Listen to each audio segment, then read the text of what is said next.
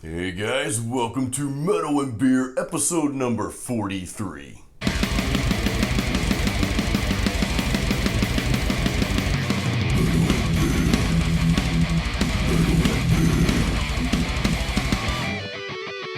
Alright guys, we're gonna wait a minute.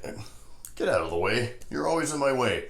We're gonna get into some metal, definitely, but I'm gonna change things up with this video. Normally my metal and beer videos, I give you guys some guitar tips or a lesson or whatever first, and then we dive right into what I'm drinking. But this episode, I'm actually gonna share the beer with you first. So you're probably wondering right now, what's Jason drinking today?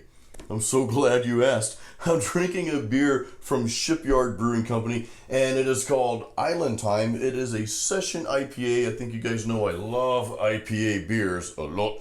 But I really like the session IPAs for those days where if you just want to have a day off and do nothing, or maybe you want to play guitar on the patio, read and sit in the pool, whatever.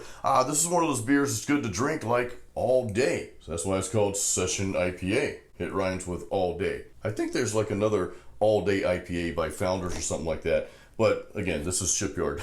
So let's try this out. And I think this is the first time I'm actually trying this beer. So you and I get to do this together. Some people have like no drinking rules, no food or drink in their studio, and that's probably not a bad rule to have. However, it's just me in this studio. Hardly no one else ever comes in here. My wife comes in here sometimes. Sometimes the cats come in here as well. So guys, let's give this a try. Cheers. Oh, I love to get that aroma first. Really, really good, nice aroma.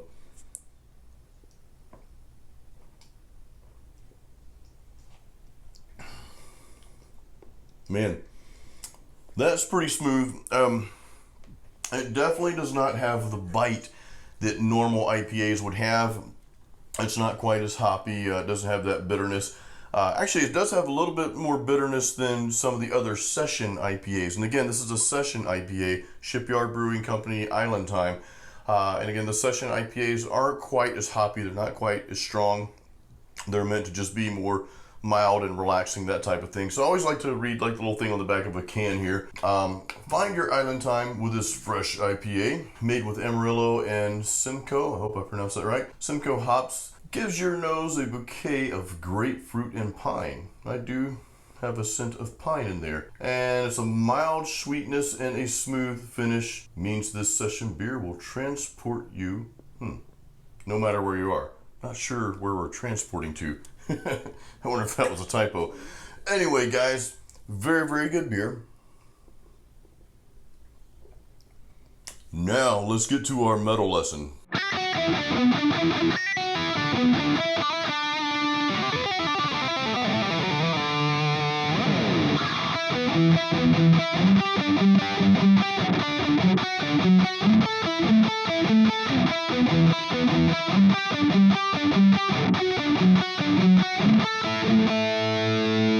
Alright guys, we got the beer tasting out of the way. Well, I'm not done with it. I'm going to go back to that after we finish the lesson. In this episode, I wanted to share like a metal riff that's arpeggiated, but then I've also got this cool little palm muted kind of lead-like intro that goes into that. Now, I'm only going to show you some of what I just played because the faster part, I have no clue what I played. Like, I don't know. Here's the first part. This is that little lead intro. And again, I'm palm muting these little notes here.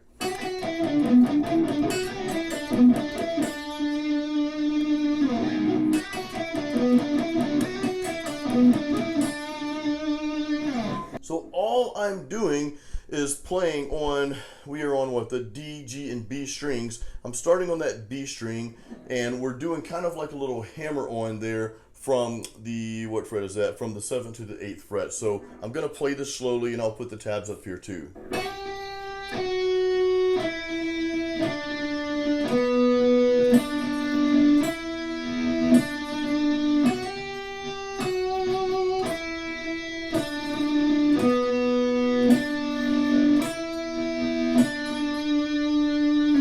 Now that's very simple in nature, but again, we're adding a little caveat in there. We're going to palm mute those strings like this.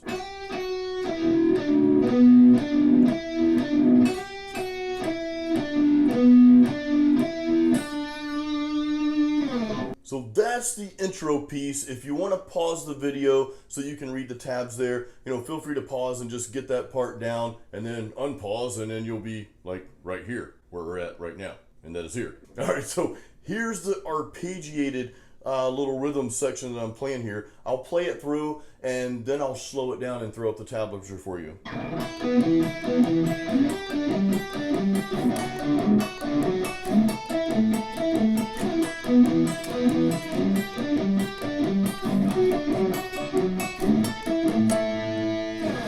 What I'm doing is I'm playing like a full power chord, right? So you've got your root note, your fifth note, then your octave. So that's your true, 3 notes to the power chord there. I'm starting from that highest note and just arpeggiating back up, and I'm palm muting each note there, as you can hear. So that's really the culprit of like really most of the little chords that we're playing here. There's one that's a little bit different, and we'll get to that. I'll talk more about it. So let me slow this down, throw up the tabs, and play along.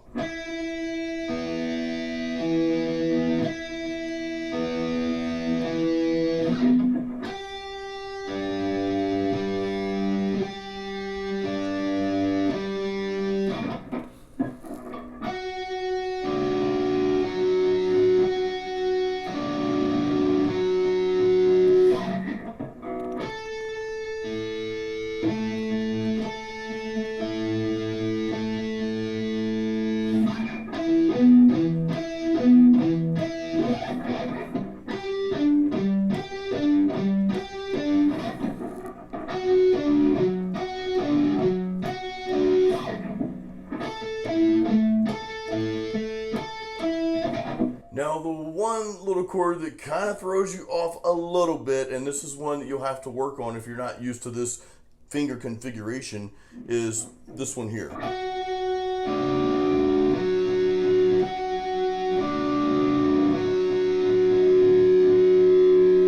Now I threw that chord in there on purpose because it is a little difficult if you're not used to playing that, that configuration with your fingers and playing like normal power chord style, going from the power chord to that. It can be difficult. The notes themselves aren't difficult. I mean, you can easily place your fingers there, but it's going from the one chord to that chord.